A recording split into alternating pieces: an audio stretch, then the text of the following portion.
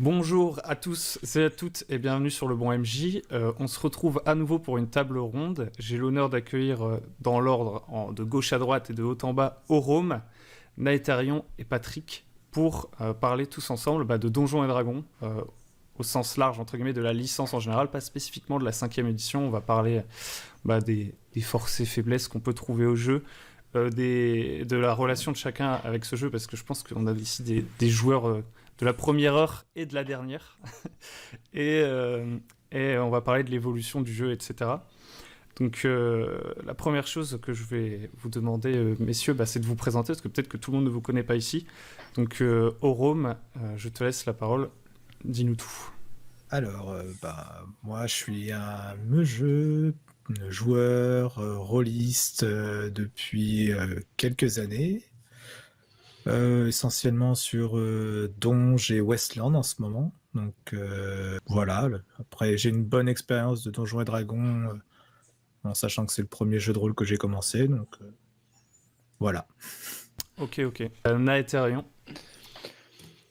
Donc bonsoir, donc moi c'est Naetherion, voilà, je suis ce qu'on peut appeler créateur de contenu, youtubeur et streamer autour du jeu de rôle et principalement Donjons Dragons aussi, puisque ça a été donc D&D a été la licence de choix pour mes recherches et donc le travail que j'ai fait autour des game studies principalement. Quoi dire de plus, voilà, ceux qui me connaissent, tant mieux. Ceux qui ne me connaissent pas, tant mieux aussi. Mais sinon, oui, c'est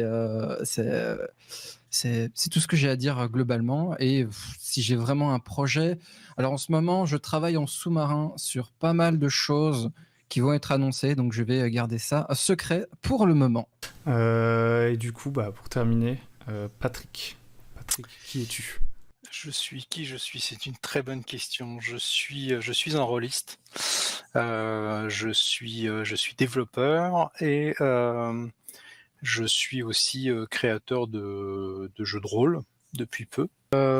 J'ai découvert le jeu de rôle il y a très longtemps, tout début des années 80. J'ai commencé par entre autres Donjons et Dragons, que j'ai dit régulièrement au fur et à mesure de ces éditions, jusqu'à la 4e où il y a eu une coupure, voilà.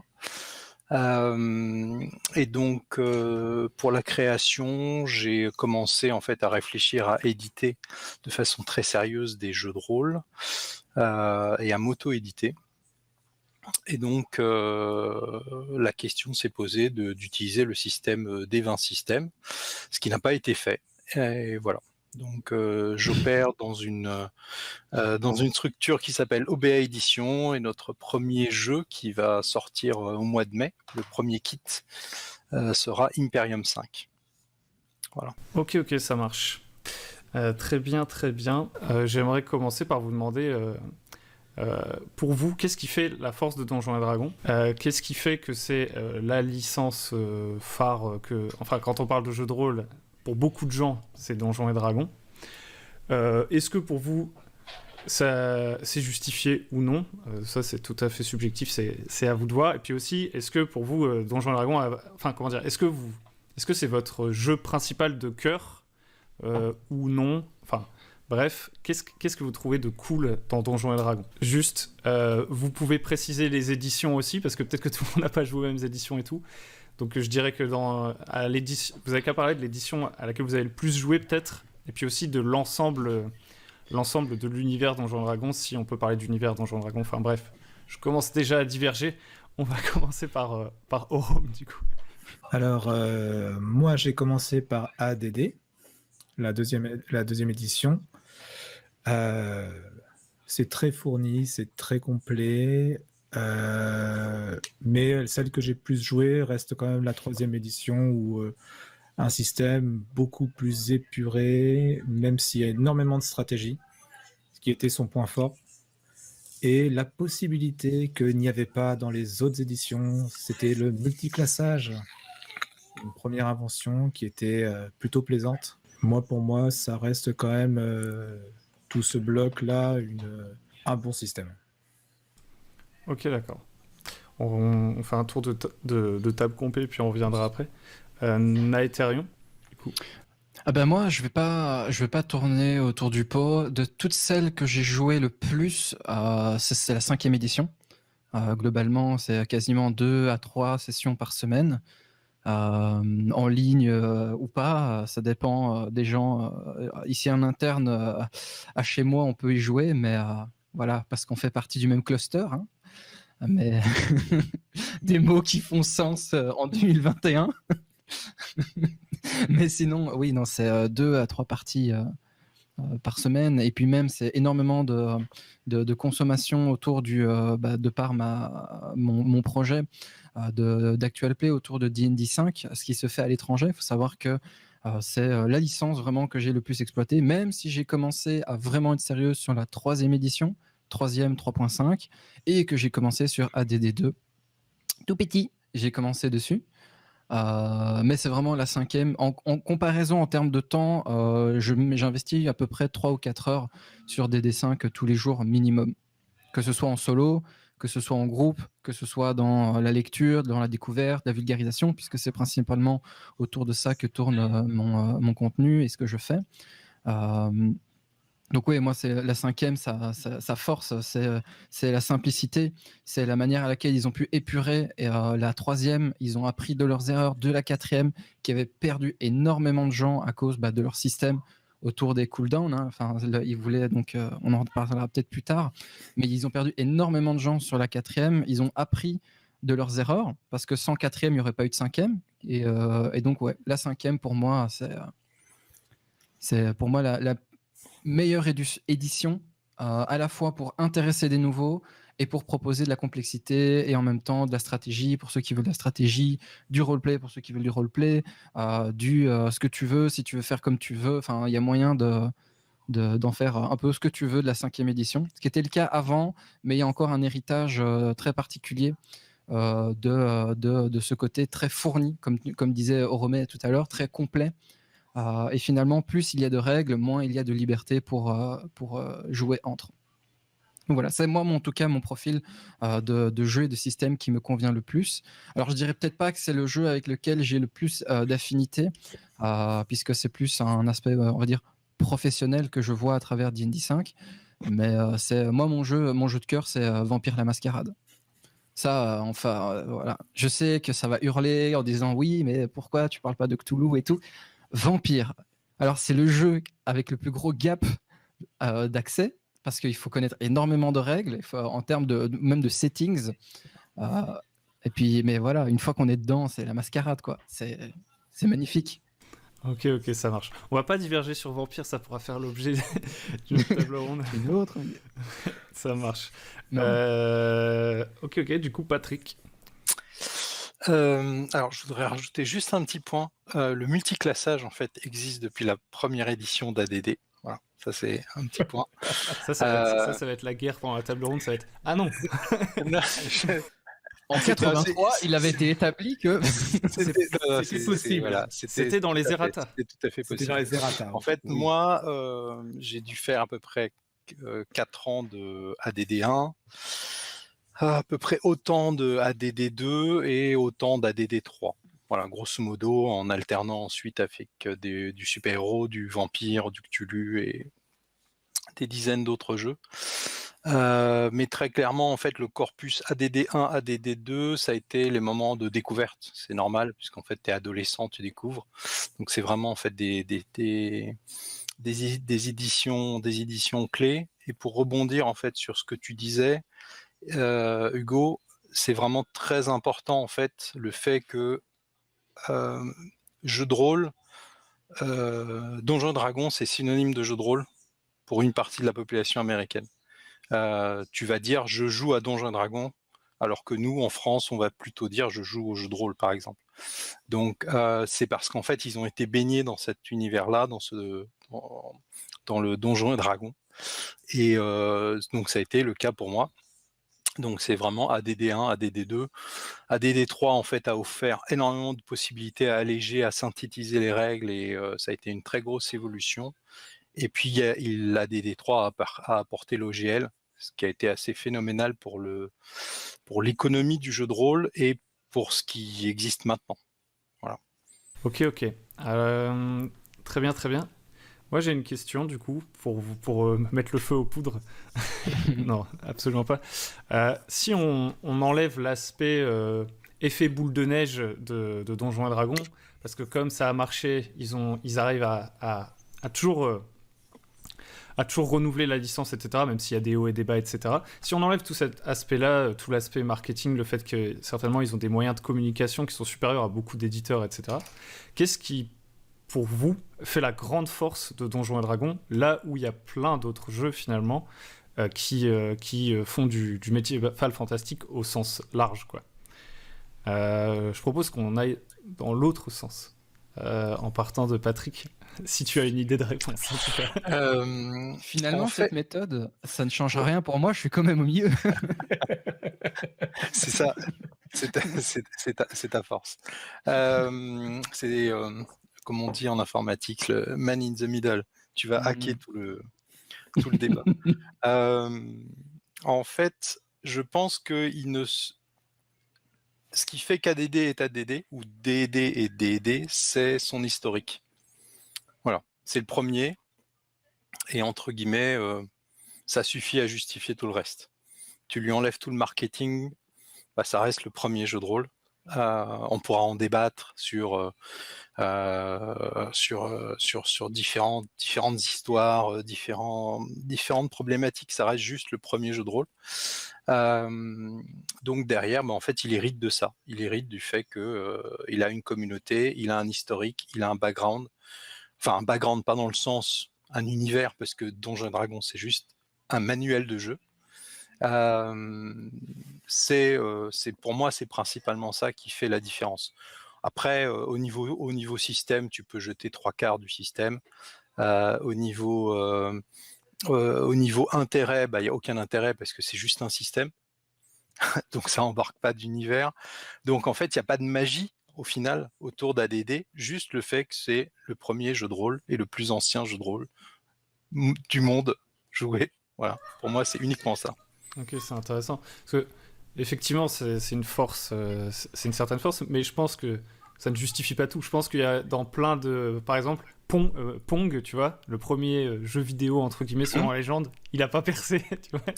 On n'en entend plus trop parler, donc je pense qu'ils ont quand même réussi à cultiver ça, tu vois. C'était Oui. pas gagné d'avance, on est les premiers, c'est parti, quoi. Si on élimine la partie marketing, force commerciale, conquête au niveau des marchés américains, puis ensuite anglo-saxons, puis ensuite à l'étranger, l'essence même de Donjons et Dragons, c'est il a rencontré son public dans les années 70-80 qui recherchait de la féerie, de la magie. Il apportait quelque chose de complètement nouveau et ça a été le premier. Voilà. Donc après, effectivement, il y a eu cette diffusion, il y a eu ce côté très marketing qui a été mené principalement, à mon sens, par Gary Gygax, qui a essayé de rationaliser le truc et de vendre son bousin. Mais ça répondait à un moment donné, à une certaine période. Et puis, dans un jeu de rôle, il y a une différence par rapport à un jeu vidéo, c'est qu'un jeu vidéo, en fait, ça évolue énormément graphiquement, technologiquement. Un jeu de rôle, c'est un papier, un crayon, un dé. Donc, si on devait se baser là-dessus, bah, Pong serait un merveilleux jeu. Sauf que dans le jeu vidéo, bah, y a tous les graphismes, etc. Dans le jeu de rôle, bah, c'est l'essentiel, c'est l'imagination, le dé, les potes et l'amusement. Donc voilà, c'est l'essence même de Donjons et Dragons. C'est beau. Ok. Naetherion. Bah, qu'est-ce que je peux rajouter de plus Bah oui, tout a été dit. je m'incline. Mais oui, moi, c'est selon moi, sa force, c'est principalement sa communauté. C'est vraiment sa communauté au sens large, et pas juste communauté d'acheteurs, de personnes qui achètent les livres Donjons et Dragons. C'est aussi la communauté de créatifs qui tournent autour. C'est bah voilà, on parlait de tous les livres sous-système 5e édition qui sortent. Ça fait partie aussi de la communauté qui fait que le jeu est porté, les manuels se vendent, puisqu'on oublie souvent, mais en dehors du jeu de rôle, il n'y a pas que l'aspect passion, il y a l'aspect aussi marketing, et il y a l'aspect vente, il y a l'aspect chiffre aussi, puisque bah, si les livres ne se vendent pas, la licence peut pas survivre. Donc il y a aussi toutes ces questions-là qui rentrent en ligne de compte. Et c'est la force de ce jeu-là, c'est tout simplement d'avoir su fidéliser ses pratiquants de près ou de loin, que ce soit la licence Wizard of the Coast ou les licences, comme par exemple, il y a maintenant, c'est Two Little Mice qui a fait par exemple la 5e édition de l'Enfer de Dante. Hein. Par exemple, OBA Edition qui va sortir, vous allez sortir aussi votre jeu à ce niveau-là. Donc ça fait partie en fait de ce bagage créatif qui est pour moi part entière en fait à la culture et à la force de D&D. C'est pas juste le système, parce que le système, comme on l'a dit, tu le prends, tu l'enlèves, tu le changes, finalement, t'en fais ce que tu veux. Mais c'est également ce bagage commun de, voilà, on a des D20, on sait comment ça fonctionne, plus ou moins. Allez, hop, on peut sortir de ce blocage de système et on en fait à peu près ce qu'on veut. En plus de ça, on rajoute tout ce qui se fait, puisque maintenant, c'est un peu l'essor depuis 4-5 ans autour de tout ce qui se passe sur Twitch et sur YouTube, qui est vraiment, moi, le domaine que j'essaye d'expliquer au plus possible. C'est toute la création autour des actual plays, des niveaux de production. On en fait des shows, en fait, faut pas se mentir. C'est un show actual play avec donc des investissements en production, avec des acteurs. On va parler Critical Role, Acquisition Incorporate. En francophonie, on avait Roll and Play avec Héros et Dragons, qui est de nouveau aussi, de près ou de loin, proche donc du système D&D. On a La Bonne Auberge, on a Table Quest, au niveau... alors plus au niveau espagnol, et, allemand et autres, il y a aussi des gros héritages en fait qui se font à ce niveau-là également. Donc pour moi, c'est vraiment la communauté au sens large qui fait la force de ce jeu-là, et qui fait la force de tous les jeux au final. Mais vraiment, le fait d'être le premier, d'avoir une historique comme on le disait juste avant, et en plus d'avoir une envie de création énorme de la communauté qui pratique entre guillemets cette culture D&D là. Moi je l'appelle vraiment culture D&D. C'est intéressant. En plus, il y a une sorte d'effet boule de neige, c'est-à-dire que même au niveau des créateurs de contenu, tu vas avoir une tendance à faire du Donjons et Dragons. Parce qu'en fait, c'est exacerbé en plus avec Internet et l'algorithmique. C'est-à-dire qu'en fait, les actual plays, les vidéos sur YouTube, en fait, à partir du moment où tu vas parler de Donjons et Dragons, il y a plus de chances que ça atteigne les gens. Donc, bon, ça, on va pas dire que c'est Wizard of the Coast qui est responsable de ça, c'est pas eux qui ont créé les algorithmes en mode nous allons conquérir le monde, mais ça joue en leur faveur justement avec cette communauté et tout. Moi, je sais que je suis pas forcément un énorme joueur de Donjons et Dragons. Je pense que j'ai jamais passé le niveau 3-4, quoi. Moi, j'ai fait des Mine of Endelver ou alors des petites campagnes, des trucs comme ça. Mais pourtant, si je fais une vidéo sur Donjons et Dragons, elle aura forcément plus de vues que les autres à terme. Donc c'est une sorte d'effet boule de neige. Orome, qu'est-ce que tu ajouterais là-dessus ? Moi, par exemple, les forces de Donjons et Dragons, c'est l'avantage que dans cet univers-là, ils ont réussi à mettre plein de choses qui sont dans on va dire, tout ce qui est dans la culture des personnes. Par exemple, dans Donjons et Dragons, tu peux jouer un samouraï, tu peux jouer un moine, tu peux jouer un prêtre. Le dragon, ça parle à tout le monde. Et moi, je connais pas un enfant qui sache pas ce que c'est un dragon, par exemple. Et maintenant, tu peux trouver un Donjon et Dragon dans un Cultura. Avant, tu pouvais le trouver chez un libraire, mais c'était vraiment très difficile. C'était vraiment il y a longtemps. Moi, à mon époque, il fallait aller dans un magasin vraiment spécialisé. Maintenant, il y a des vendeurs qui le proposent à des gens qui connaissent rien. C'est devenu rentable. Ah ouais. Mais comme tu disais, les jeux vidéo aussi ont eu leur part. C'est-à-dire le nombre de personnes qui ont joué à Baldur's Gate. Je suis désolé, tu as une personne qui joue à Skyrim, qui entend parler du jeu de rôle. Moi, je connais plein de personnes qui n'ont jamais fait de jeu de rôle et qui font « Ah, ça a l'air génial, mais tu me conseillerais quoi comme jeu ?» Alors déjà, de base, il ne faut pas conseiller Donjons et Dragons. Je pense que c'est la pire erreur à faire, même si la 5e édition est vraiment très bien. Elle est très simple et facile d'accès comparée à toutes les autres. Et je pense que c'est une des grandes forces qu'a fait Donjons & Dragons, c'est le fait de réussir à proposer un système simple, didactique et assez épuré de plein de choses qu'il y avait dans le passé. Parce que le calcul du taco, ça fait... Oui, Ça fait son faut pas temps. faut pas lever les yeux. On en rigole entre nous. Hein. Ça fait son Nous, temps. Ouais. nous, on trouve ça simple. J'ai essayé d'expliquer à une personne, elle a fait un laisse tomber. Mmh. Donc, voilà. Et oui, Donjons et Dragons, c'est l'avantage, c'est que c'est une licence qui a été, on va dire, aimée, détestée, et c'est ce qui a fait sa force. C'est le fait de pouvoir proposer un contenu qui est didactique, qui est adaptable dans plein d'univers, adaptable dans des univers qui sont connus de tout le monde. Le Seigneur des Anneaux, Donjons et Dragons, Mmh.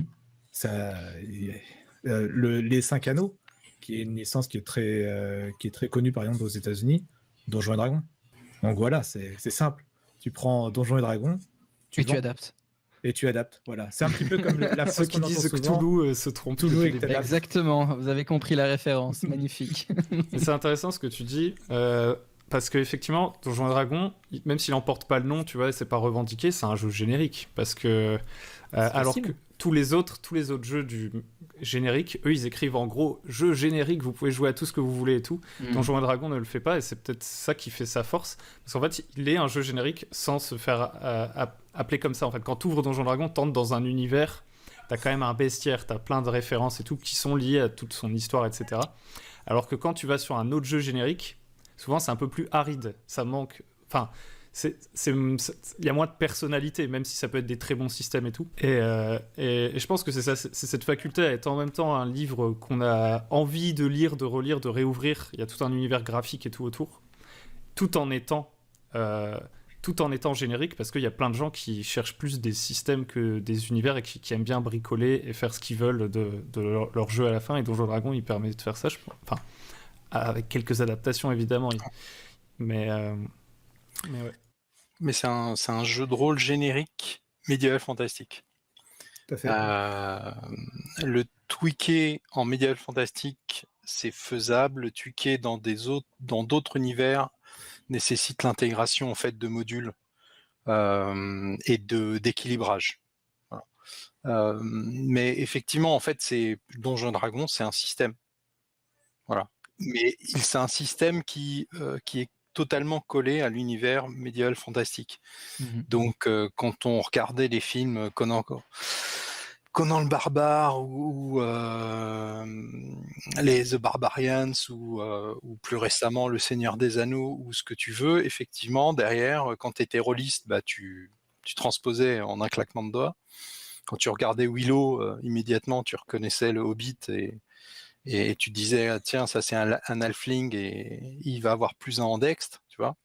Et potentiellement derrière, c'est beaucoup plus simple quand tu expliques à quelqu'un ce qu'est le jeu de rôle, il va te dire, ah ouais, Donjons et Dragons, j'ai joué un peu, ou j'ai des potes qui ont joué, et donc tu peux embarquer dans ta discussion, dans ton dialogue avec la personne, et tu peux partir de Donjons et Dragons pour aller au-delà, pour aller autre part, pour lui poser la question, mais est-ce que c'est vraiment, quel est ton univers qui te hype réellement? Est-ce que c'est au final, c'est peut-être du cyberpunk, de la SF ou autre, mais comme base de départ, bah, tu pars du médiéval fantastique, parce que c'est le pot commun, quoi.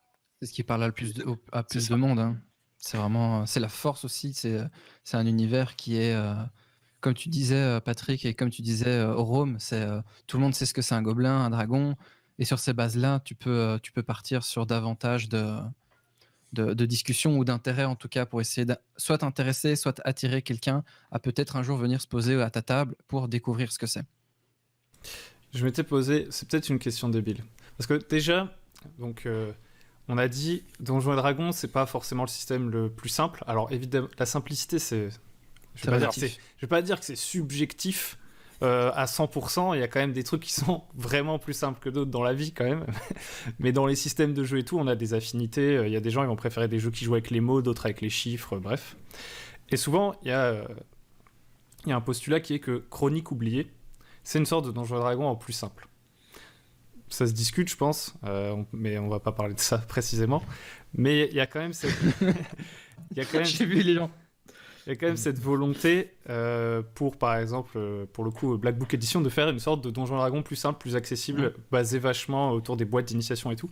Est-ce que vous pensez que Wizards of the Coast, bon, ils ont toujours un peu, entre guillemets, le cul entre deux chaises, entre plaire aux anciens et plaire aux nouveaux. Est-ce que vous pensez qu'ils ont un peu raté le coche, en tout cas de pas encore avoir essayé de faire une sorte de Donjon et Dragon pour les enfants, ou un truc comme ça, genre, ou très très simple. Ça existe déjà. Ça Peut-être que je suis passé à côté. ABC to D&D 1, 2, 3 to D&D, les deux trucs, attends. Ça s'appelle ABC to D&D. ABC to BD&D, ouais. Alors, moi, je suis pas d'accord pour dire que Donjon et Dragon, que le système soit compliqué en fait. C'est le système le plus simple. Oui. Tu prends un dé, alors ça peut être un dé de 20 dans ce cas précis, tu rajoutes un bonus, tu dois dépasser une valeur. À partir de là, en fait, la 3e édition et la 5e édition, après tu peux rajouter un peu de crunchy parce que ça va plaire aux anciens, tu peux rajouter ce que tu veux, mais quand le meneur te dit lance un dé de 20, faut que tu fasses 15 et plus, voilà. 15 et plus, t'as réussi, 15 et moins, enfin moins de 15, t'as loupé. C'est tout aussi simple que dire t'as 65% de chance. Voilà. On est à la simplification la plus absolue du système, mais un système, c'est pas uniquement la résolution mécanique. Ça va être en fait tous les éléments qui vont venir se rajouter, et ça potentiellement, Donjons et Dragons fait pas partie des jeux les plus compliqués, mais il a sa mécanique parce qu'il doit plaire aux anciens, parce qu'il doit partir en conquête.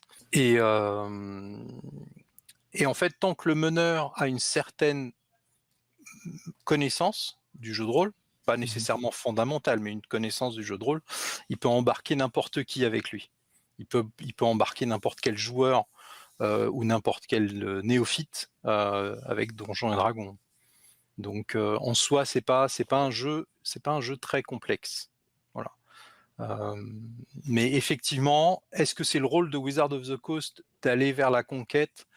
Pour moi, entre guillemets, non. Est-ce que c'est le rôle d'Hasbro de partir en conquête? Pour moi, oui.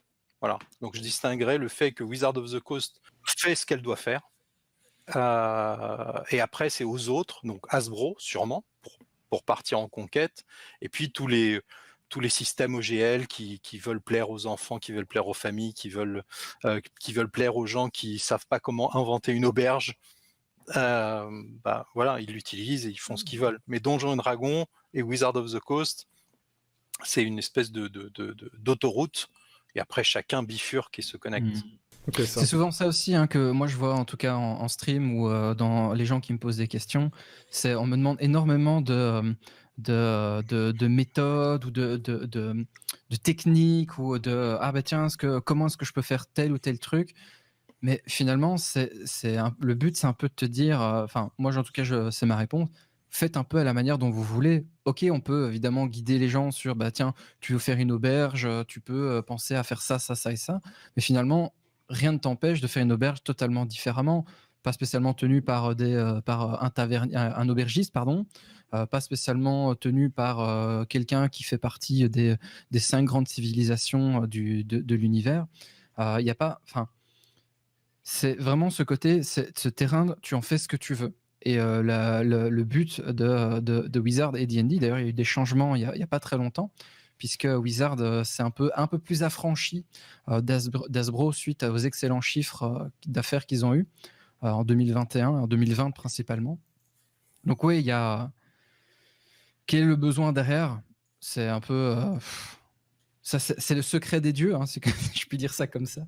Ouais, effectivement. Je reviendrai juste sur un truc que tu as dit, Patrick. Tu dis, ouais, si je suis un maître du jeu, si j'ai tel bagage et tout, Donjons et Dragons, c'est hyper simple. Moi, perso, je pense que, effectivement, n'importe quel maître de jeu, s'il tombe sur Donjons et Dragons, il va pas se dire, ouais, c'est le jeu le plus compliqué, etc. Par contre, est-ce que c'est pour les joueurs aussi, la mécanique est pas très compliquée. Par contre, si j'ai jamais fait de jeu de rôle, je sais pas si c'est le premier livre sur lequel j'ai envie de tomber pour me lancer. Pas du tout. Effectivement, moi perso, pour initier des gens, j'utilise pas du tout Donjons et Dragons. Je utilise un jeu maison avec dans du contemporain, voilà, parce que c'est plus simple, parce que les gens adhèrent et voilà. Sinon, je n'irai pas du tout effectivement sur du Donjon Dragon. Donc la licence, hein, Donjon Dragon. Potentiellement, il y a peut-être des produits qui sont beaucoup plus simplifiés, avec moins de caractéristiques, très old school, avec juste t'es un guerrier, t'es un mage, et tu frappes, tu lances un sort, et c'est du gauntlet, voilà. Enfin, je sais pas, j'allais dire c'est pas moi qui conçois les jeux, mais bon, même si j'en conçois, mais effectivement, j'irai pas sur Donjon Dragon. On va avancer un petit peu, on va partir on arrive sur Nostalgie FM. On va partir sur la partie un peu plus freestyle, j'ai envie de vous dire. Quelle a été votre édition préférée? Quels sont vos meilleurs souvenirs de Donjons et Dragons? Est-ce que vous avez des modules de cœur? Je ne sais pas. C'est vous les maîtres dans cette partie de la vidéo, j'ai envie de dire. Et du coup, pour te faire mentir, Naetherion, on va commencer par toi, même si t'es au milieu. Damn it. Damn it. On m'a menti. Tout n'est que mensonge et manipulation. Nous sachons. Du coup, donc, ouais, pour le moment, pour la nostalgie, donc, moi, il faut savoir un truc, c'est globalement D&D. J'avais expliqué un peu la 3.5, principalement, était le moment où j'ai vraiment plongé, j'ai digué dedans. C'était tout simplement en secondaire. Alors, je sais qu'en France, on dit ça autrement, c'est le lycée, le collège. Je ne sais plus. En tout cas, j'avais 13 ans. Et j'étais en décrochage complet donc au niveau scolaire, déjà très très jeune, pour des raisons que je ne citerai pas ici. Et globalement, j'ai un prof qui... J'avais donc une copie pirate du manuel de jeu en espagnol. Et mon prof, en fait, est tombé dessus, il m'a dit ça, poubelle, c'est de la merde. Donc moi, colérique comme pas deux, je suis rentré dedans, etc. On s'est capté après. Le prof m'a dit, écoute, je peux te promettre un truc, c'est si tu reviens en cours, si tu refais tes cours correctement, tu passes tes examens et tout, je t'offre ceci. Et il m'a offert en fait le bouquin officiel des D 3.5, qui est encore ici, là, dans ma bibliothèque, vous ne voyez pas, mais qui est juste ici, là, qui est vraiment le livre qui m'a en fait remis sur... Exactement, oui, avec la magnifique épée dans le bouquin. Et donc voilà, donc c'est le livre de cœur, yes. Donc voilà, ça c'est le livre de cœur qui m'a en fait remis un peu sur. C'est mon passeport. Mais oui, donc il m'a ramené sur les bancs de l'école et surtout m'a poussé à faire ce que j'ai fait plus tard au niveau de l'université et m'a redonné en fait envie de lire, de découvrir des choses, de jouer, d'interagir avec des gens et non pas juste traîner à la rue comme c'était un peu mon cas à l'époque. Donc j'ai envie de dire, et je le dis sans vraiment honte, mais voilà, D&D m'a littéralement sauvé en fait. Parce que je ne sais pas où est-ce que j'en serais si je n'avais pas eu cet intérêt pour découvrir ce jeu. Donc voilà, la 3.5 pour le gros plus qui m'a apporté et tout l'envie, le besoin d'apprendre que j'ai eu grâce à lui. Mais vraiment en édition de cœur, c'est la 5e. Pour les plus belles parties que j'ai pu mener, pour toutes les choses que j'ai appris, les gens que j'ai rencontrés, tout ce qui tourne, voilà, ma chaîne, etc. Tout ce qui se passe en fait dans ma vie, c'est vraiment de bien, de positif. Hein. Parlons pas du négatif. Vraiment, c'est la 5e qui me l'a apporté. Et s'il y a un module spécifique, alors c'est le temple du mal élémentaire, mais c'est pas la 5e. C'est vraiment voilà le temple du mal élémentaire et la tour d'Achardalon pour ceux qui connaissent, qui sont vraiment deux modules que j'ai énormément joué. Avant de passer à quelqu'un d'autre, quand tu dis t'es surtout MJ ou t'as aussi beaucoup joué à Donjons Dragons en tant que joueur? Principalement MJ, parce que moi mon but c'est justement d'initier, donner envie aux gens de jouer, et avec le temps, vraiment depuis à peu près 1 an et demi, 2 ans, le fait que voilà, on peut plus se voir en présentiel, etc. Donc je propose à mes joueurs de passer de l'autre côté de l'écran. Donc c'est vraiment sur les 18 années de jeu, ça fait vraiment 16 ans, c'est plus MJ qu'autre chose. Mais c'est vraiment depuis à peu près 1 an et demi, 2 ans que je suis en tant que joueur. Ok. Aurum, du coup. Nostalgie FM, c'est parti. Alors, pour la nostalgie, il faut savoir que j'ai commencé le jeu de rôle grâce et à cause de mon orthophoniste, qui, pour guérir ma dyslexie et mon bègue, m'a conseillé de faire du jeu de rôle, tout simplement. Et du coup, j'ai cherché quelqu'un qui faisait du jeu de rôle. J'ai commencé par faire du ADD à 2 joueurs avec un de mes potes qui avait des modules en anglais, en français, et c'était dur. Et on va dire l'édition que j'ai, on va dire, le plus poncé, parce que j'y ai joué de 99 à 2013 avec des potes sur des campagnes qui ont duré pour certaines 6 ou 5 ans. Et je pense que le module que j'ai le plus aimé, c'est un module qui s'appelle Dawnforge. C'est celui-ci. Si vous aimez jouer des tons avec une vraie histoire, un vrai équilibrage, c'est celui que je conseillerais. Après, si pour l'initiation d'un module Donjons et Dragons que je conseillerais, c'est 13 images, qui est un système très épuré, très simple. C'est celui que j'ai utilisé pour masteriser avec des joueurs qui ne connaissaient rien. Mais rien. Tu prends ça, c'est simple. Il n'y a pas 1 milliard de compétences, il n'y a pas 1 milliard de jets. Tu lances un D20, tu dois faire une réussite. C'est du basique. Pour moi, c'est vraiment ce qui m'a aidé à avoir une vraie conversation, ce qui m'a poussé à faire aussi du GN, parce que les GNistes sont tous la majorité du temps des rôlistes.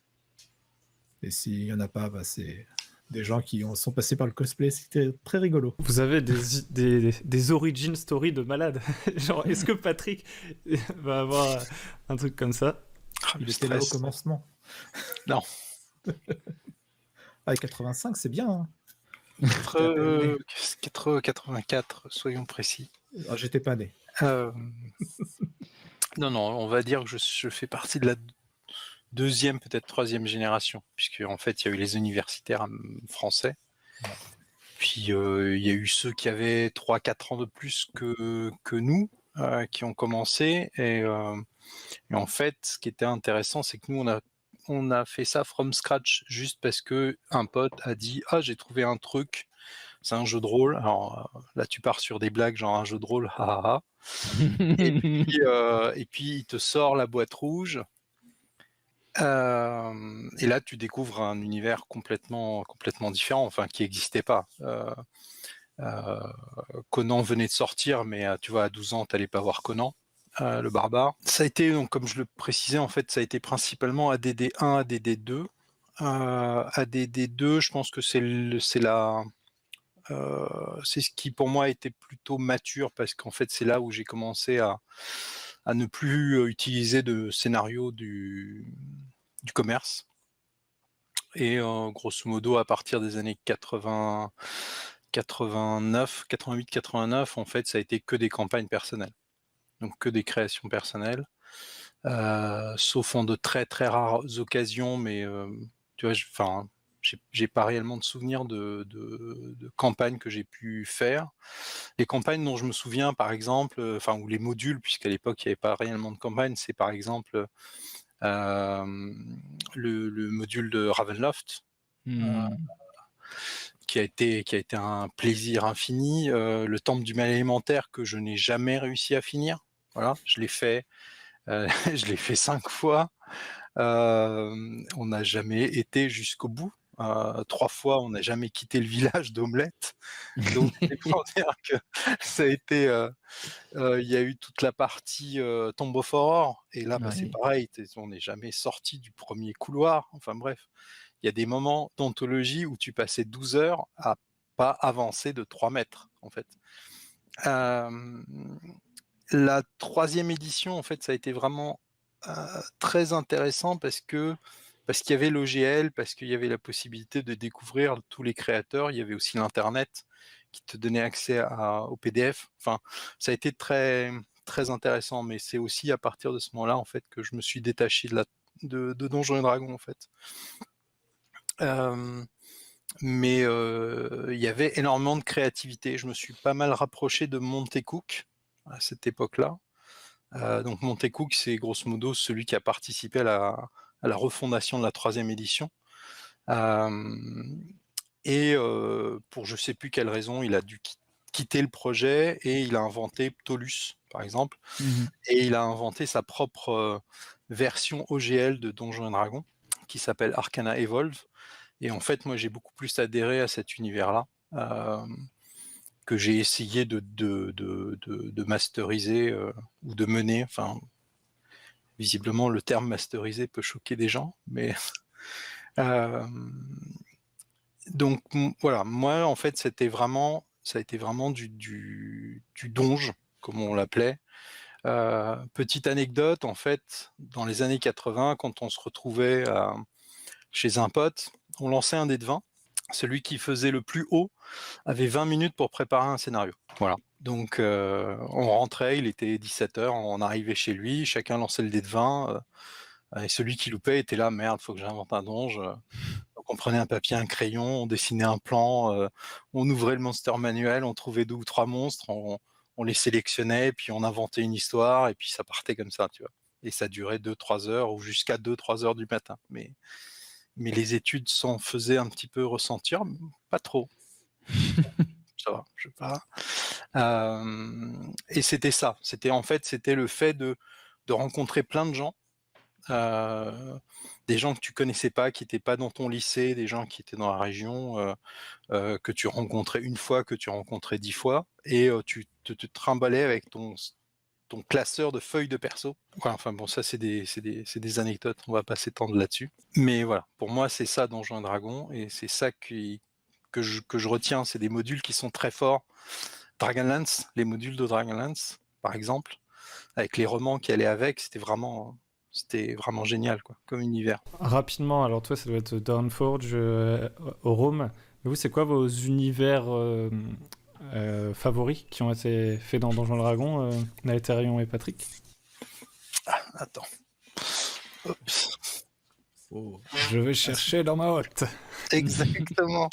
Sinon, pour la 5e aide, il y a un univers que nous, on joue en ce moment, qui est le dodécaèdre, et c'est trop bien. Ah oui, le dodécaèdre. Ah, vraiment. Ouais, je connais pas. C'est quoi? Le monde, c'est un dodécaèdre, et tu joues sur... nous, on joue sur seconde. Et c'est un univers... c'est énorme. Et il y a tout décrit. Il y a un bouquin qu'un de mes potes a trouvé, et tout est expliqué. C'est clé en main. L'univers de Greyhawk. Oui. Voilà. Donc c'est le seul. Enfin non, en fait c'est faux. Il y a Dark Sun aussi, et il y a l'univers de Ravenloft qui a été développé durant la 2e édition. Mais voilà. Donc, mais on peut dire que Ravenloft est pour moi l'univers emblématique de Donjons et Dragons.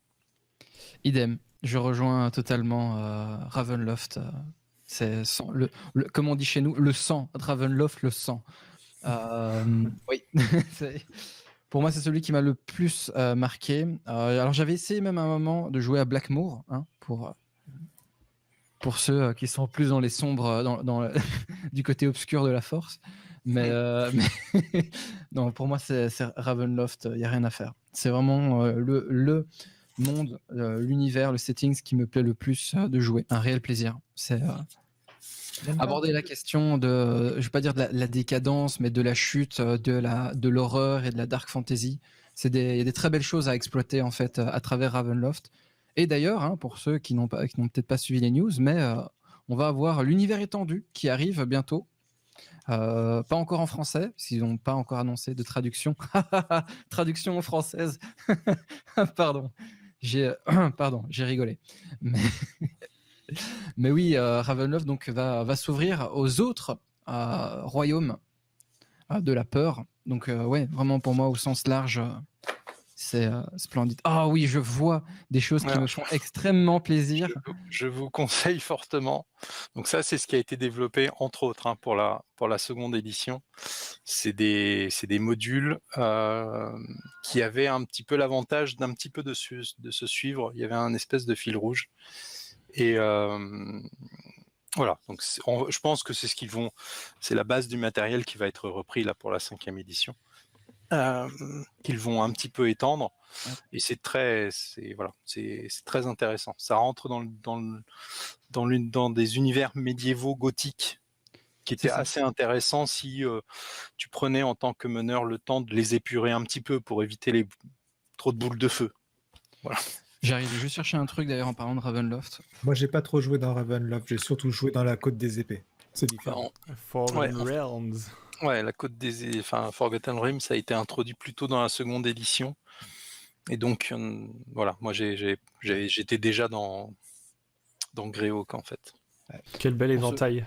Oui, c'est les bouquins. Alors j'ai le journal d'un vampire, il est à mon avis il est dans le salon, parce que je suis en train de le relire en ce moment. Mais oui, Ravenloft aussi, hein, pour ceux qui savent D&D, il y a aussi une gamme de bouquins qui ont été faits. Il y a Dragonlance, il y a Les Royaumes Oubliés, c'était chez Fleuve Noir à l'époque, je pense. Oui, c'est Fleuve Noir. Et il y a aussi Ravenloft, pour si vous êtes fan de découvrir un peu l'univers autrement qu'à travers le livre. Ouais, non, Ravenloft. Je signe, persiste et signe. Ah, les grands fans. Oui, vraiment, vraiment. C'est beaucoup de choses intéressantes à apprendre, à exploiter. Après, tu t'étonnes que tu aimes Vampire. Oui, c'est lié à ça. Hein, mais je suis un kéké vampire. Hein, je le sais très bien. Ne m'en voulez pas. Il y a un goût du sang. Je vous propose le goût du sang. Je vous propose un tour de table sur est-ce qu'il y a des trucs qui pour vous se sont perdus à travers les éditions, donc des regrets, et est-ce qu'il y a des trucs que vous espérez qui n'ont jamais été faits et que vous aimeriez voir arriver dans Donjons et Dragons, je sais pas, en termes d'univers, voire de système, pour ce qui n'a jamais été fait. Par exemple, peut-être qu'il y a des... Enfin, plutôt l'inverse, en termes de système ou d'univers, si jamais il y a des univers que vous aimeriez voir traduits, adaptés au système des 20, ou en tout cas à la 5e édition, ou à la très certaine 6e édition qui va arriver. Est-ce qu'il y a des changements que vous aimeriez voir, des choses que vous regrettez d'avoir vu disparaître? On va commencer par Orum. Alors, des choses à ajouter dans la 5e lettre que je trouve assez, on va dire, équilibrées, dans un certain sens. Ils en sont à un moment où ils ont un produit, où ils ont piqué sur les 4 autres éditions les choses qui étaient bien, les choses qui étaient, on va dire, moyennes. Et ils en ont fait un sorte de condensé. Ils ont essayé de garder des choses pour plaire aux anciens comme aux nouveaux, faire en sorte que la chose soit abordable. Ça va être assez difficile de rajouter des trucs en plus, à moins de rajouter des sortes de modules, mais je pense que la mouture va soit rester pareille, soit on va partir sur un truc qui soit va se casser la gueule, soit va plaire aux gens, parce que les gens aiment la nouveauté. Même si on reste quand même toujours sur un système où on lance un D20. Et ça, je pense que c'est la chose qui ne pourront pas jamais changer. C'est sûr que là, ce serait quand même un gros changement. Mais c'est vrai que on peut avoir... Enfin, je pense qu'il y a il y a beaucoup de monde qui aime bien la 5e édition, donc on peut se dire qu'ils ont trouvé une sorte d'équilibre. Vous aimeriez voir encore cette 5e édition beaucoup se développer, vous n'êtes pas particulièrement dans l'attente d'une 6e? Pas du tout. Pas du tout. Si. Moi, je veux lancer des dessins. Non, pas du tout. En fait, je pense que c'est un cycle naturel. En fait, pour moi, la 6e édition, hein, elle devrait arriver où on devrait en entendre parler d'ici 2 ans. Parce que économiquement, ça a toujours été comme ça. Donjons et Dragons a été un moteur du jeu de rôle. À chaque fois qu'il y a eu, à part la 4e édition, mais ça, je pense qu'on pourra en reparler. À chaque fois qu'il y a une édition qui est sortie de Donjons et Dragons, en fait, elle a été moteur sur le marché américain principalement.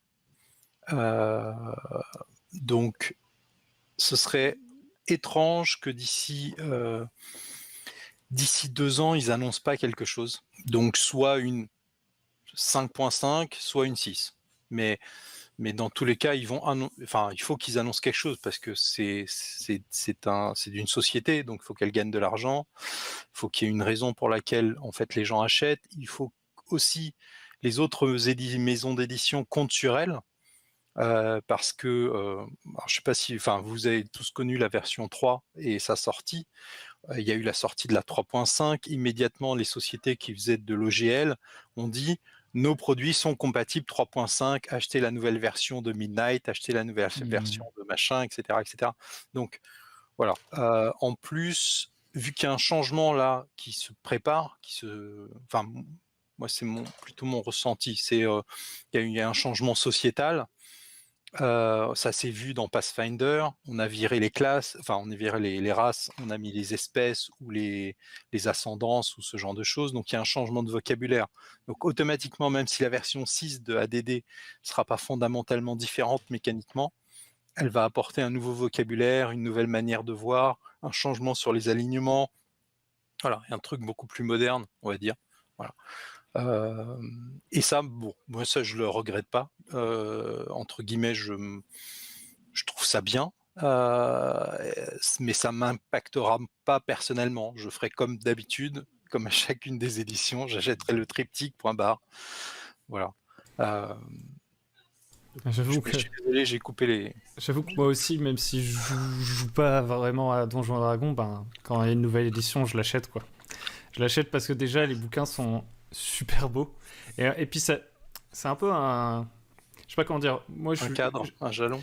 En fait, comme j'aime bien regarder ce qui se fait autour, par exemple, j'aime bien ce que font les gens de l'OSR, etc. Ou bien, par exemple, des gens comme Runehammer sur YouTube, ce genre de créateurs de contenu ou de créateurs de jeux périphériques, j'ai envie de dire. Bah, c'est toujours sympa d'avoir cette dernière édition pour voir un peu, justement, sur quel pied vont danser les mecs qui vont s'en emparer et faire des trucs à côté, etc. Et toi, Naetherion, du coup, t'étais plutôt t'aimerais bien qu'il y ait encore beaucoup de choses qui se créent autour de la 5e? Bah oui, parce que le système de base me plaît éternellement. Après, mes envies, mes besoins, finalement, on s'en tamponne un peu l'oreille. Hein, donc, finalement, mon avis ne regarde que moi.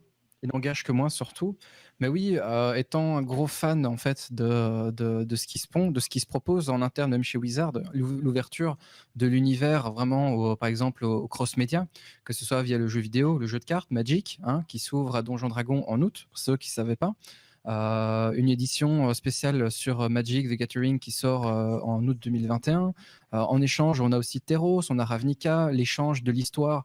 En fait, moi, j'ai un peu peur, entre guillemets peur, que s'ils annoncent une 6e édition, les gens, comme d'habitude, disent oui, mais moi j'ai joué à l'ancienne, pourquoi est-ce que j'irai sur la nouvelle? Et c'est de nouveau le changement, ça a toujours fait peur à tout le monde. Les changements en disant oui, on passe à la 6e, comme disait Patrick, attention, on est toujours compatible à la 3, la 3.5, notre livre est compatible à la 3e ou à la 3.5. Le fait de dire 6e édition, en fait, va inquiéter les gens. Le fait, par exemple, de dire 5.5 en mode on a changé certaines choses, les gens vont se dire ok, on reste dans ce qu'on a connu jusqu'à maintenant, mais on a juste amélioré, changé les choses. Donc, moi, j'aimerais bien voir les choses continuer en 5e édition, oui, pour toutes les bonnes choses que ça a proposé. Ça reste vraiment DD5, reste vraiment grosse référence. Si ça doit changer, ça doit changer. C'est pas moi je suis pas à la tête de Wizards, je suis pas à la tête, je suis pas chez Hasbro. Voilà. Moi, j'espère que ça restera encore comme ça quelques années, juste le temps qu'on ait les traductions en FR quand même, hein, avant de se rendre compte qu'on a eu 5 livres sur toute la gamme et puis on doit changer à une nouvelle. Mais oui, sinon après, advienne que pourra. Ouais, c'est vrai. Bah, moi, vu que je suis pas le dojonotype, j'ai envie de dire, c'est vrai que moi, ça me parle moins cet argument, mais c'est vrai que au niveau, par exemple, de la création de jeux vidéo, du transmédia et tout, c'est vrai que ça pourrait couper l'herbe sous le pied parce qu'il faut bien le temps aux mecs qui vont faire du transmédia d'adapter leur truc à la 5e. Et effectivement, si t'as Baldur's Gate 3 qui sort, tu vois, j'en sais rien, et qu'il y a une 6e édition, ils vont être là en mode ah ouais, vous nous avez pas attendu, les gars, quoi. C'est ça. C'est un peu ça qui me. Par exemple, Dark Alliance qui arrive bientôt. Ils ont annoncé 5 jeux d'ici 2026. D'ici 2026, ils ont investi pour 5 jeux D&D également. Est-ce que c'est de près ou de loin proche du jeu de rôle? C'est encore différent. Là, on est plus sur de l'héritage vidéoludique et ludique au sens large. Pour rappeler que D&D existe, il y a une série qui arrive, il y a un film qui arrive, il y a des liens avec d'autres types de jeux, d'autres types d'Eurogames, hein, pour ceux qui connaissent un peu, qui arrivent. Mais c'est surtout le principe que bah voilà, Baldur's Gate, on en a encore pour 1 an à peu près, pour avoir le deuxième et troisième chapitre de sortie, sachant que le jeu en plus, il met du temps. Bah, l'Ariane Studio fait très bien son travail, en tout cas de ce que j'en suis, ils font ça de manière excellente. Mais voilà, imagine le jeu sort dans 1 an, il aura 1 an de vie avant de voir potentiellement, on reste toujours sur des hypothèses, une 6e édition arriver. Donc ouais, ce serait un peu dommage d'avoir investi depuis 2016 dans ce projet pour finalement le faire vivre 1 an et devoir entre guillemets dire ah mais il faut qu'on fasse une mouture parce que on a une 6e édition qui arrive, tu vois. Ouais. Je pense que après bon, de nouveau, je ne suis pas dans le secret des dieux, mais ce serait un peu dommage de ne bénéficier en fait de ce travail, de ce changement depuis 2014 que sur une seule année. Ah, je suis d'accord. Il faudrait peut-être que j'achète les bouquins, moi, à un moment, parce que j'attends toujours mes bouquins de chez Dragon. Aïe, Ok. aïe, aïe. Donc, Ah, mais il faut toujours acheter les versions de base de Donjons et Dragons. oui, mais à Voilà. la base, c'était en 2016. Après, c'est vrai que moi, je joue à des D5 avec mes potes, où j'ai un de mes amis qui masterise. C'est vrai que je pense à un moment acheter les bouquins de D5 parce que j'aime bien avoir le livre. Ouais, pour le. Et même en tant que joueur, même si c'est pas moi qui masterise, avoir le bouquin, c'est toujours intéressant. Et ça, faut que les joueurs y pensent aussi un petit peu. Avoir les bouquins, ça aide. Des fois, ça donne même des vocations. C'est vrai que Donjons et Dragons, c'est une des raisons pour laquelle j'y ai pas particulièrement joué, parce qu'en soi, j'ai rien contre le jeu, mais c'est vrai que ça demande un certain investissement de la part des joueurs enfin, dans l'univers, etc. Vous allez me dire, dans tous les jeux de rôle, c'est la même chose, mais par contre, en termes mécaniques, c'est vrai que Donjons et Dragons, si les joueurs ils y mettent pas un peu du leur pour s'intéresser à la mécanique, ça peut parfois ralentir le truc, notamment quand il y a des passages de niveau, commencer à réfléchir à ce qu'on veut faire de son personnage, etc. Et c'est vrai que moi, pour moi, ça, c'est une barrière parce que. Enfin, c'est pas une barrière, mais. Avec mes potes, en tout cas. Pas avec. Parce que mes potes, entre guillemets, je les appelle pas des. Le mot est un peu dégueu, mais je dis pas que c'est des rôlistes. C'est-à-dire que c'est mes potes qui viennent jouer et je leur propose un truc. Alors que quand je joue avec des gens du Discord, etc., c'est plus déjà des gens qui lisent plein de livres à droite à gauche. Si tu leur dis on va jouer à tel jeu, ils vont faire ah ouais, bah je vais lire les règles et tout. Et du coup, c'est plus facile avec eux. Mais effectivement, pour moi, c'était un peu, avec mes potes en tout cas, une barrière pour jouer à Donjons et Dragons. C'était qu'il y avait ce petit aspect, il faut que je rentre un peu dans ma classe et tout. Est-ce Oui, que comme quand tu joues comme que tu joues à un jeu en ligne, les autres joueurs vont être obligés d'acheter le jeu pour pouvoir jouer. Non? Mais en fait, parmi mes potes, il y en a plein qui ne jouent même pas à des jeux en ligne. C'est-à-dire qu'en fait, je pense que le jeu de rôle, il aurait un peu tombé dessus. Genre, sur les 5 potes avec lesquels je jouais le plus, il y en a 3, ils jouent même pas aux jeux vidéo, quoi. Donc leur dire, vas-y, va lire les classes et tout, c'était peut-être pas, c'était pas leur délire. Ils étaient plus en mode, ah, l'histoire, machin. Et du coup, je jouais à d'autres jeux avec eux. Mais c'est vrai que pour rebondir sur est-ce que c'est un jeu d'initiation, c'est pas du tout un jeu d'initiation. Ça demande un minimum d'investissement de la part des joueurs pour fluidifier en fait la progression.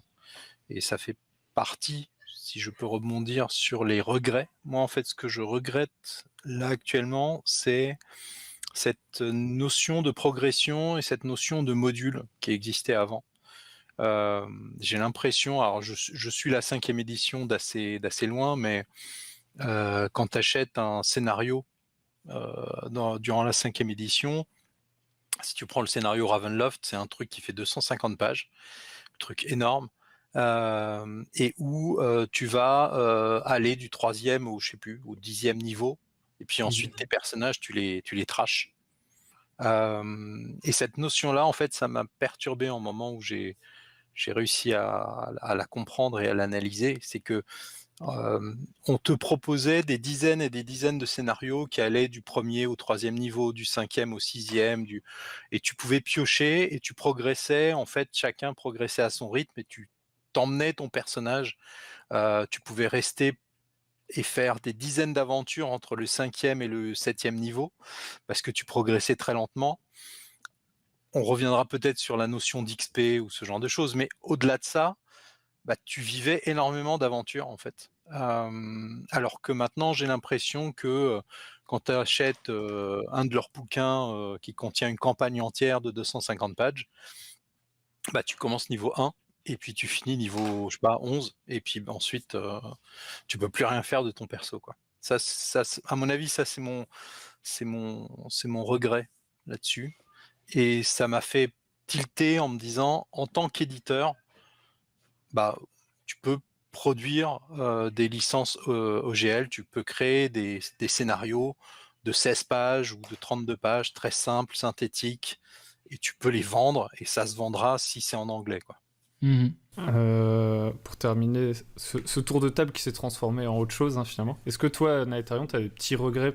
Tu dis que tu es à fond dans la 5e, mais que tu as commencé avec la 3e, 3.5 ADD2, mais vraiment digué à 100%, 3.0, 3.5. Est-ce qu'il y a des petits trucs que tu regrettes de la 3.0, 3.5 la nostalgie, la découverte. Mais ça, c'est plus personnel. Ça, c'est les premières années où tu fais un peu tout et n'importe quoi, des nuits, des nocturnes qui se transforment en des 24 heures JDR avec les copains. Mais sinon, en dehors de ça, non. En fait, je suis pas du genre à mettre des crampons en fait sur la nostalgie ou sur le fait qu'un jeu doit rester tel qu'il est, parce qu'il y a plusieurs autres aspects à connaître, et en dehors de juste moi, il y a aussi le fait qu'il doit être intéressant pour des nouveaux joueurs. Je veux pas que mon jeu meure parce que ça fait 20 ans qu'il est le même et qu'il est tellement énorme et lourd et imposant que les gens n'osent pas se lancer dedans. Donc les choses avancent, ils évoluent. J'étais pas ultra fan de la 4e pour les raisons mécaniques, mais j'ai adoré l'histoire de la 4e édition. Je trouvais que c'est vraiment une très belle avancée. En tout cas, ils ont réussi à rattraper le bateau avant qu'il aille dans les récifs. Mais vraiment mettre de la nostalgie en disant j'aurais aimé que ce soit comme ça, peut-être plus sur la facilité de création, comme disait Patrick, de plus petits scénarios. Alors évidemment, on a la DM's Guild, on a Drive-Thru RPG pour ceux qui connaissent, qui permet à tout un chacun, notamment le Candle Keep que j'ai présenté il y a une semaine, 2 semaines maintenant, qui est globalement 17 petits scénarios de créateurs de la communauté D&D qui étaient primés, et du coup ils les ont repris pour faire ces scénarios-là. C'est globalement des scénaristes de demain au niveau du jeu de rôle. C'est peut-être juste cette facilité de proposer des plus petits modules, des choses qui, du niveau 1 au niveau 20. C'est vrai qu'on manque peut-être d'aventures au-delà du niveau 11, 12, mais au niveau des chiffres et des pratiquants, on se rend compte que 60-70% des joueurs s'arrêtent à peu près au-delà du niveau 5, 6. Donc il y a aussi toute cette question-là de eux, leur objectif c'est quoi? C'est de vendre des livres, c'est de faire vivre leur licence. Est-ce qu'on doit attendre que les autres créateurs autour de D&D fassent le nécessaire pour compléter les manques? Enfin, je veux dire, c'est pas juste une industrie qui propose un jeu, c'est également une industrie qui porte une industrie. Parce que si D&D fait faillite, tous les Cobble Press, tous les autres créateurs autour, ça s'effondre un peu aussi de leur côté. Donc, est-ce que j'ai des regrets? Oui, c'est le fait que tout soit centralisé aussi fortement autour d'une seule et même entité. Mais en même temps, c'est pas moi qui fais les règles du jeu, hein. mais oui, c'est peut-être juste ça. Mais en soi, non, parce que je n'aime pas vivre la nostalgie. Le monde, il est très bien comme il est maintenant, entre guillemets, on va dire ça comme ça, au niveau du jeu de rôle D&D. Et j'ai pas envie de me dire avant c'était mieux, avant c'était vieux, ou maintenant c'est pas bien. Enfin, ok. C'est pas ma façon de penser. Très bien, très bien. Et du coup, avant de passer à la dernière étape de cette table ronde, je propose qu'on fasse un dernier tour de table sur les trucs qui vous ont marqué sur chacune des éditions auxquelles vous avez pu le plus jouer. Alors, ça peut être une nouveauté par rapport à l'édition précédente, ou enfin, j'en sais rien. En fait, je vous laisse, c'est vous les connaisseurs. Rome, à toi de jouer. Alors, sur les différentes éditions que j'ai jouées, donc ADD, la chose qui m'a le plus marqué, c'est le fait de pouvoir combattre des dieux, des dieux, des demi-dieux, avec tout ce qui en implique, etc. Ce qui était un peu n'importe quoi. Sur la troisième édition et la 3.5, c'est la possibilité de suroptimiser un personnage. Surtout quand on est passé de la 3.0 où on était, si on était un mage, on était Dieu tout-puissant, avec la fameuse combo bicéphale, boule de feu retardement, arrêt du temps, que du bonheur. Sur la 5e aide, la chose que j'ai vraiment trouvé novatrice, c'est l'épuisement et les avantages des avantages que je trouve qui obligent les joueurs à jouer vraiment en équipe. Et tu joues avec des gens qui ne jouent pas en équipe, en fait, ton groupe se fait rouler dessus, littéralement. Tu prends un combat dangereux, tu meurs. Et le jeu, s'il est réglo, ton groupe il meurt. C'est simple. Voilà, ça c'est mon analyse des différentes éditions que j'ai pu jouer. Quand tu parles de bicéphale et tout, j'ai l'impression d'entendre quelqu'un qui parle de je sais pas, Guild Wars, ou genre ce combo qui tournait pas mal sur les forums à la mise à jour 1.3. Je pense que les gens qui ont joué à la 3e édition connaissent où dans la 3e édition, le guerrier était surpuissant à bas niveau, et les mages ne l'étaient pas, et l'inverse était flagrant à haut niveau. Donc la courbe de progression était en avantage des lanceurs de sorts et pas des gens qui étaient des combattants. Mais t'étais une chips niveau 1, quoi. Voilà. T'éternuais, t'avais une côte qui partait. Mais ouais, c'était l'équilibrage.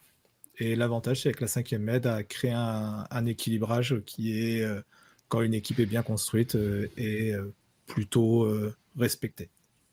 Ok. Naetherion. Moi, ce qui m'a vraiment marqué, c'est même pas au niveau du jeu en lui-même, c'était lorsque je me suis rendu à la PAX. Pour ceux qui connaissent les conventions aux États-Unis, la PAX East, West, etc. En gros, c'est des grosses conventions de jeux. Et c'est en fait, j'ai été voir donc ceux qui connaissent Penny Arcade Acquisition Incorporated avec Christopher Perkins encore à l'époque. Et en fait, c'est d'être dans un amphithéâtre accompagné de 500, 600 personnes qui regardent et qui mettent l'ambiance en fait dans un prototype de ce que l'on connaîtra bien plus tard d'Actual Play. Mais c'est d'être juste présent et de me rendre compte qu'il y a un engouement en fait. Il y a des gens qui vivent ça au quotidien, qui regardent ça même chez eux le soir et de juste vivre ça au quotidien, c'est quelque chose qui est très différent puisqu'il y a un aspect assumé en fait de la pratique du jeu de rôle. Alors certes, on parle Donjons Dragons, etc.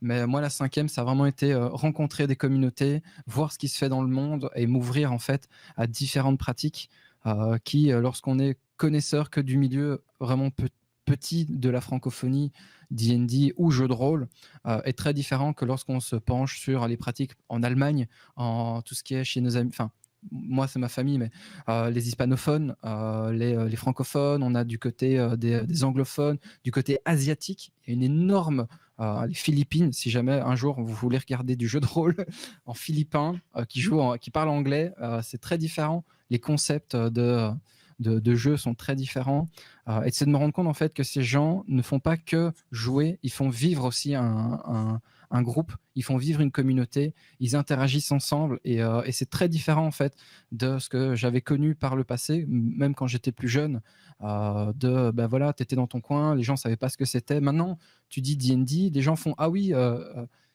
je déteste cette appellation, mais oui, Stranger Things, ah oui, Big Bang Theory. Il y a un aspect culturel en fait. Il y a un truc qui fait écho aux gens. Et moi, c'est à ce moment-là que je me suis rendu compte que on avait quand même franchi un cap. On avait dépassé quelque chose qui a vraiment fait du mal au jeu de rôle pendant très longtemps. C'est la connotation. Alors, il y avait la Satanic Panic aux États-Unis. Il y avait la fameuse histoire d'Uma en France. qui va faire sourire certaines personnes.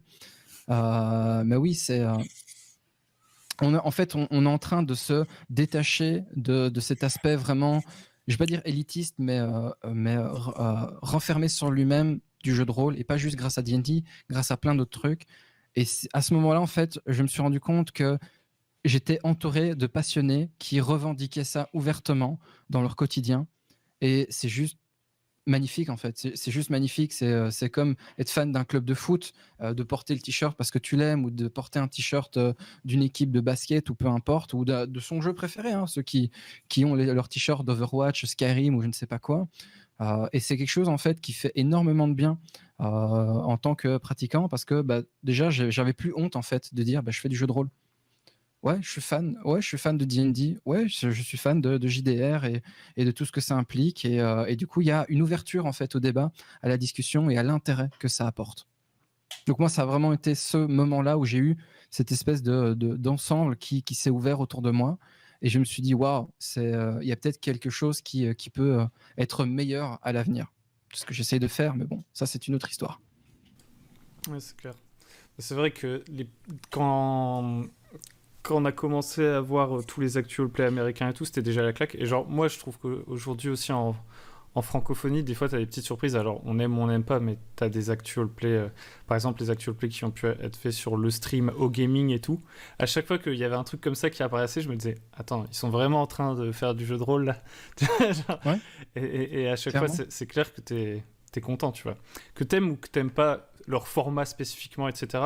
C'est pas tant ça la question, c'est à chaque fois, tu te dis, c'est un nouveau bélier, tu vois, qui apparaît et qui vient défoncer les portes, et à chaque fois, ça fait super plaisir. Ah, puis surtout, il faut se dire aussi que moi, par exemple, sur mon CV, c'est écrit que je fais du jeu de rôle. Mais oui. Et c'est une force.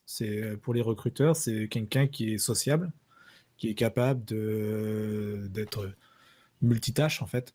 C'est-à-dire qu'il a une capacité de sociabilisation qui est quand même propre, parce qu'il fait une activité avec d'autres personnes. Et c'est une chose qui est très utilisée en entreprise, le jeu de rôle. C'est ça. Faut surtout pas l'oublier. Donc, Et c'est un peu le... c'est Sorry, une évolution. C'est une évolution, quoi. Donc voilà, c'est... Oui, vas-y, je t'en prie. Mais je vais faire un peu écho à ce que je faisais moi au niveau des recherches et au niveau universitaire, au niveau du développement, c'est de se rendre compte qu'en fait c'est repris au sérieux, même parmi ceux qui font, entre guillemets, le sérieux ou le non-sérieux d'un sujet. Et qu'au niveau, en fait, on parle en ressources humaines de gamification, qui est un terme absolument horrible. Rendre amusant quelque chose qui ne l'est pas, voilà, globalement. Mais en effet, le principe de jeu et en fait de pratique, jeu de rôle, etc., a une autre connotation. Et ça, c'est très très chouette, parce que avant 2010, c'était pas spécialement le cas. Après 2010, il y a eu plein d'autres changements, mais même dans les années 90, début 2000, le jeu de rôle, c'était pas du tout quelque chose qui était assumable, même au niveau professionnel. C'était, oh là là, tu vois personne, tu manges mal, tu te nourris mal, tu vis la nuit, tu es dans un univers fictif secondaire, hein, pour ceux qui ont les codes, d'imaginaire, tu es renfermé chez toi. C'est le principe du gros nerd. Ah là là, regardez, il est mal coiffé, il a pas de. Voilà, c'est différent. C'est différent.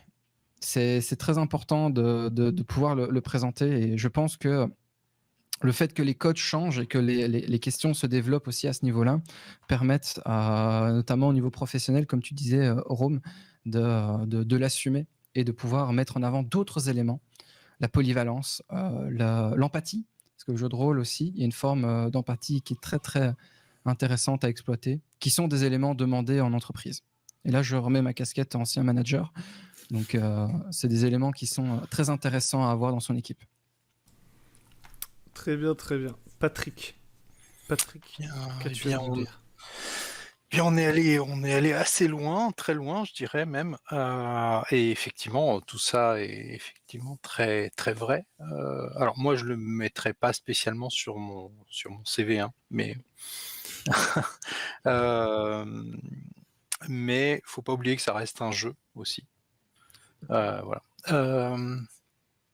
Moi, dans mon parcours donjonesque depuis les années 80, je vois que Donjon en fait a réussi à suivre un peu les tendances Donc, pour être beaucoup plus concret, on avait un des quand tu lançais ton jet d'initiative, ton personnage par exemple pouvait tout simplement passer de vie à trépas en un claquement de doigts. Et ça, par exemple, je pense que c'est plus difficilement acceptable depuis la 3e édition. Donc dans la 3e édition, il n'y a plus de capacité de pouvoir qui pouvait faire disparaître ton personnage. La notion d'équilibre, pareil, effectivement, cette notion d'équilibre, elle était très claire. C'est-à-dire que la courbe de progression du magicien, en fait, tout le monde devait être magicien niveau 20 parce que sinon le guerrier pouvait pas suivre. Et donc, il y a eu cette espèce de travail d'équilibrage qui a été développé à partir de la 3e édition.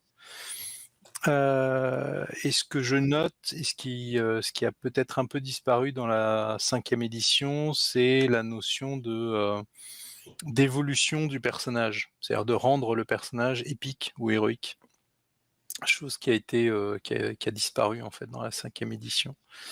Mais ça reste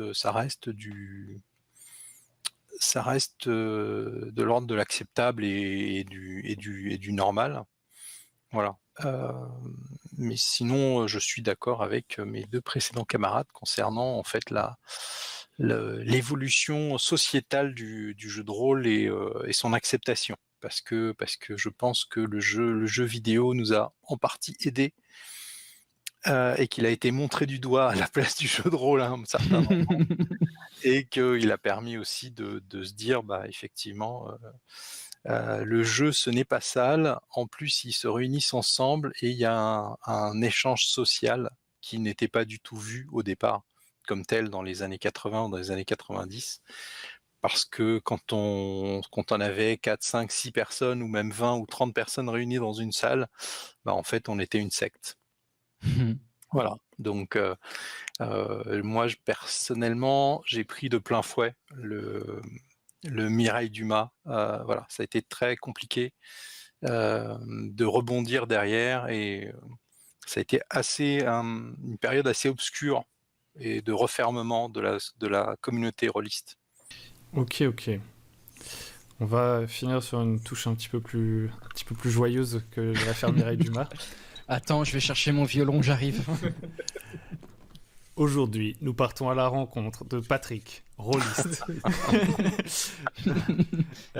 Du coup, on arrive sur le truc qu'il y a à la fin de chaque table ronde, c'est votre petite touche perso qui peut même être hors sujet, tant que ça parle de jeu de rôle. Vous pouvez faire la blague de conseil cuisine, mais elle a déjà été faite, sachez-le. En gros, est-ce que vous auriez un petit conseil à donner aux joueurs, aux joueuses, aux meneurs-meneuses, ou même aux gens qui seraient arrivés jusqu'ici dans la vidéo, un petit truc à tester dans une partie, un jeu à tester, ce genre de choses. Patrick, on va faire dans le sens inverse. Ok. Alors, je dirais tester Imperium 5, mais bon, ça, j'allais justement dire. Tu pourras le couper au montage. Non, en fait, il faut s'ouvrir.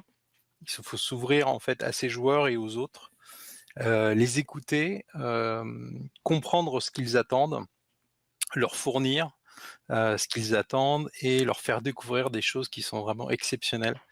Quand on est rôliste, en fait, on a la chance de déployer un univers et de faire partager son univers. Et les gens qui sont autour de vous, qui ne sont pas nécessairement rôlistes, peuvent être hypés et peuvent profiter pleinement de ce loisir.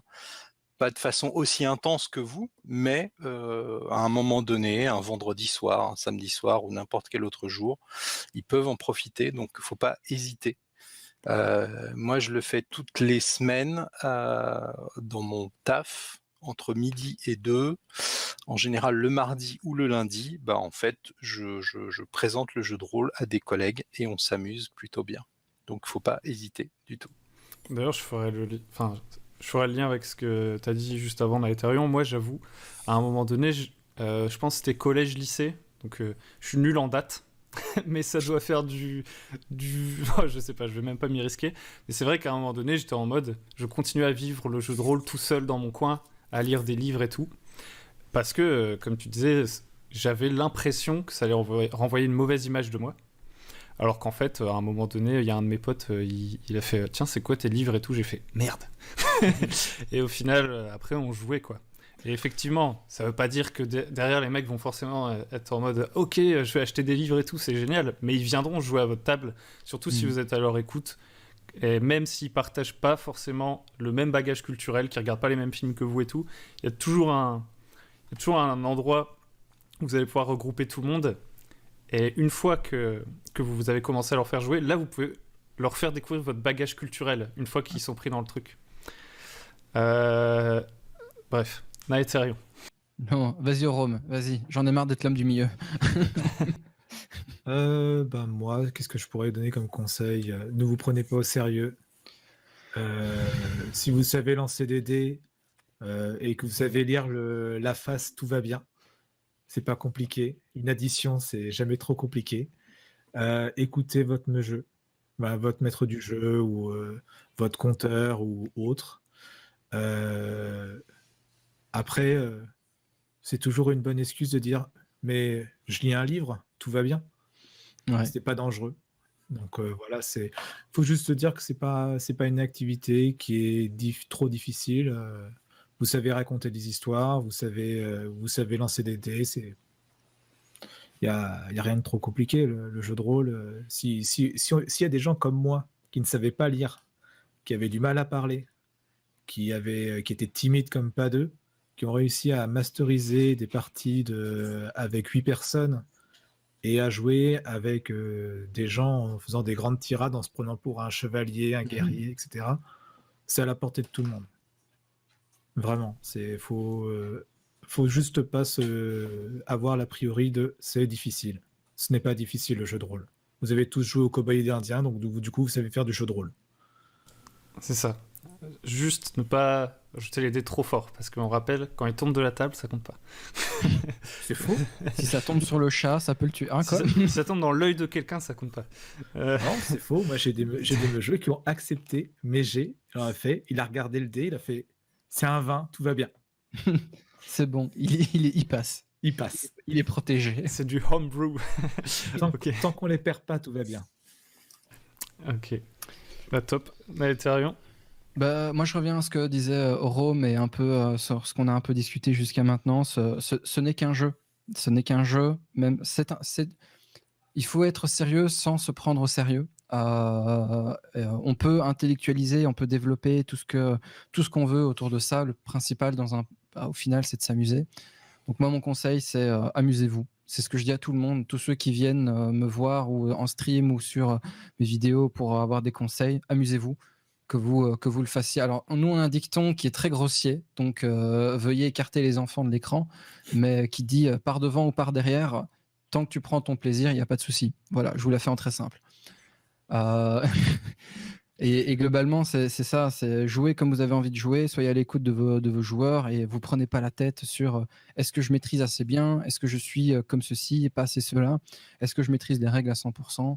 Les règles, hein, c'est comme le guide, le code des pirates, c'est plus des guidelines, c'est plus des comment on pourrait traduire ça? J'ai oublié maintenant la phrase en français, mais... Les préceptes. Oui, tu peux les suivre si tu as envie de les suivre, mais c'est plus une sorte de guide que vraiment des règles en tant que telles. Alors je sais que ça va hurler parce qu'il y a des gens qui seront pro règles à 100%, mais voilà. Ça, c'est mon conseil. Vous prenez pas la tête, amusez-vous et au fur et à mesure, vous serez meilleur. Si c'est vraiment ça que vous cherchez. Ok. Très bien. Je pense qu'on a fait le tour. On n'a pas parlé que de Donjons et Dragons, mais je pense qu'à partir du moment où on parle de Donjons et Dragons, on finit par pas parler que de Donjons et Dragons, puisque c'est un gros truc au niveau de la culture rôliste. J'espère que cette vidéo vous aura plu. Si vous êtes encore là, techniquement, c'est que ça va. Ou alors peut-être que vous avez cliqué pour voir ce qui se disait à la fin de la vidéo. Et dans ce cas-là, revenez en arrière parce que vous avez raté des trucs. Merci aux Rome, Naetherion et Patrick d'avoir accepté de participer à cette table ronde. Pour vous qui êtes derrière votre écran, si ça vous a plu, n'hésitez pas à liker, à vous abonner, à venir sur le Discord, enfin tous les trucs qu'on répète à chaque fois. Vous devez en avoir marre. Moi aussi, des fois, j'en ai marre.